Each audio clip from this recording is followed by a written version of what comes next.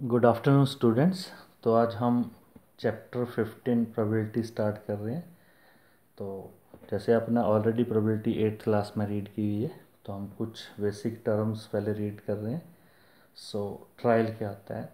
A trial is an action which results in one और several outcomes. जैसे कि हम एक कॉइन को टॉस करते हैं तो वो भी क्या है, एक ट्रायल है। और एक हम डाई को थ्रो करते हैं तो वो भी क्या है, एक ट्रायल है। और जब हम एक कॉइन को टॉस करते हैं तो हमारे पास दो पॉसिबल रिजल्ट होते हैं, या तो हेड आएगा या टेल आएगा। तो जो रिजल्ट आता है उसको हम क्या बोलते हैं, आउटकम। तो जैसे हम एक डाई को थ्रो कर रहे हैं तो उसके ऊपर पॉसिबल आउटकम्स क्या होंगी, 1 2 3 4 5 6, क्योंकि डाई के ऊपर डाई जो है क्या होता है, क्यूब होता है जिसके सिक्स फेसेस होते हैं, और हर फेस के ऊपर नंबर जो मार्क किया जाता है 1 2 3 4 5 6। तो इस तरह एक डाई जब हम थ्रो करते हैं तो उसके ऊपर पॉसिबल आउटकम्स कितनी आएंगी, 6। Outcome means result. Then next, event.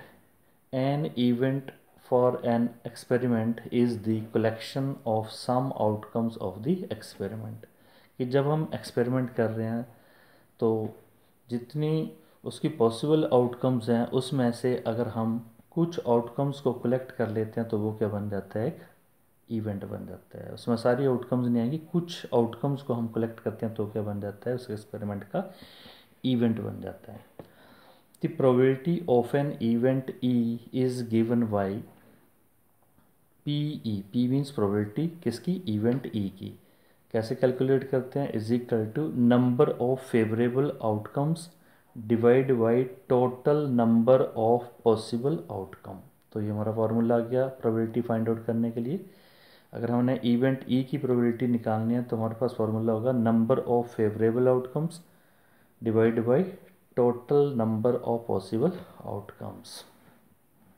तो जैसे हम एग्जांपल ले रहे हैं, a coin is tossed 1000 times with the following frequencies.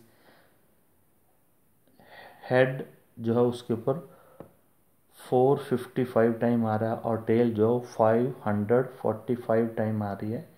Compute the probability for each event. हमें हर इवेंट की प्रोबेबिलिटी फाइंड आउट करनी है। सो let E be the event of let E be the event of getting ahead, and F be the event of getting a tail।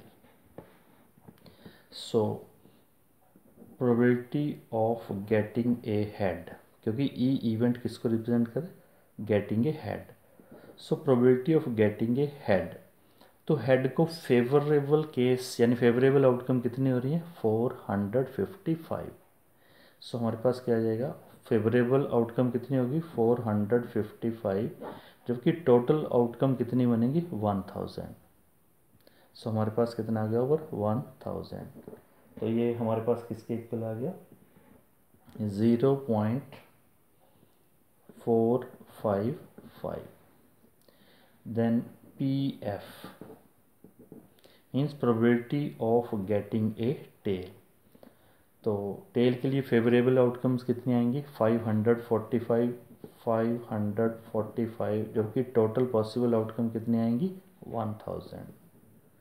तो हमारे पास probability of getting a tail कितनी आ गई, 0.545। सो अगर हम इन दोनों को प्लस कर दें, probability of event E plus probability of event F means 0.455 plus 0.545। तो ये हमारे पास कितना बन जाएगा, दोनों को प्लस करके हमारे पास कितना आ जाएगा, 1 आ जाएगा। तो सम ऑफ प्रोबेबिलिटीज हमेशा किसके इक्वल आएगा, इसके इक्वल आ रहा है 1 के। सो नेक्स्ट एग्जांपल लेते हैं कि 2 coins are tossed simultaneously 500 times and we get 2 heads 105 times, 1 head 275 times, no head 120 times. Find the probability of occurrence of each of these events. So अब हम पहले assume कर लेंगे कि let E1 be the event of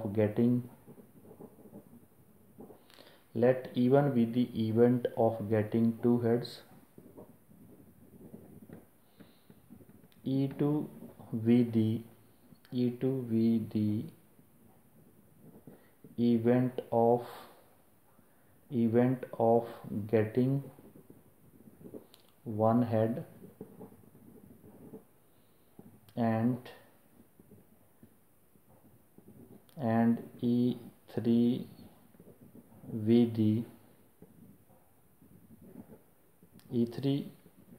the event of getting no head. So सबसे पहले हम PE1 calculate करते हैं, यानी probability of getting 2 heads. E1 हमने इवेंट कंसीडर किया था, probability event of getting 2 heads. So PE1, तो 2 हेड्स के लिए फेवरेबल आउटकम्स हमारे पास कितनी है, 2 हेड्स के लिए 105। सो फेवरेबल आउटकम्स आ गई 105, जबकि हमारे पास टोटल आउटकम्स कितने हैं 500। सो 5 से कैंसिल होएगा, 5 to 10 515, 5 से 100, तो कितना आ गया 21/100 मीन्स 0.21। देन PE2 कैलकुलेट करते हैं, probability of getting E2 event क्या था हमारे पास, getting 1 head. So probability of getting 1 head, तो हमारे पास फेवरेबल आउटकम कितनी है 275, और डिवाइड किया जाएगी टोटल पॉसिबल आउटकम, टोटल कितनी है 500।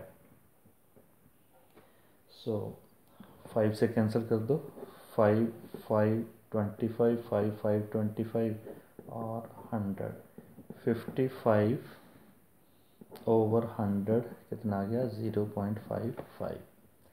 देन थर्ड इवेंट है हमारे पास, third event probability of getting no head. So probability of getting no head, तो फेवरेबल आउटकम कितनी है 120। सो 120 ओवर कितना आ जाएगा 500, 120 और 500, सो 0 0 कैंसिल, और हमारे पास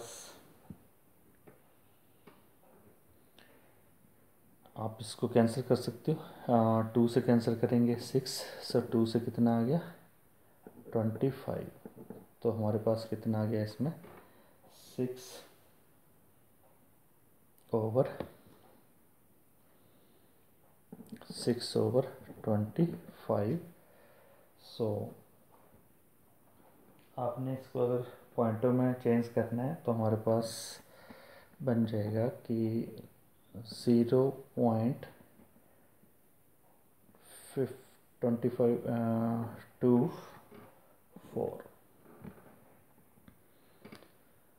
सो नेक्स्ट अगर हम इन तीनों प्रोबेबिलिटीज़ का सम करते हैं तो हमारे पास कितना बन जाएगा, PE1 plus PE2 plus PE3, तो हमारे पास आ जाएगा 0.21 प्लस 0.55 प्लस 0.24 और तीनों का सम 4, 5, 9, 1, 10 एंड 2, 5, 7 और 2, 9, 1, 10। तो हमारे पास सम कितना आ रहा है इसका? 1 आ रहा है। तो यहाँ से हमें रिज़ल्ट मिलता है कि फर्स्ट रिज़ल्ट हमारा ये आता है कि the probability of each event, हम देखेंगे कि प्रोबेबिलिटी जो है वो किसके बीच में आ रही है? 0 और 1 के बीच में आ रही है। तो यहाँ पे हमें रिज़ल्ट मिलता है कि the probability of each event lies between 0 and 1, कि हर इवेंट की प्रोबेबिलिटी जो हमेशा किसके बीच में लाई करती है? 0 और 1 के बीच में लाई करती है। Then second, the sum of all probabilities is 1, the sum of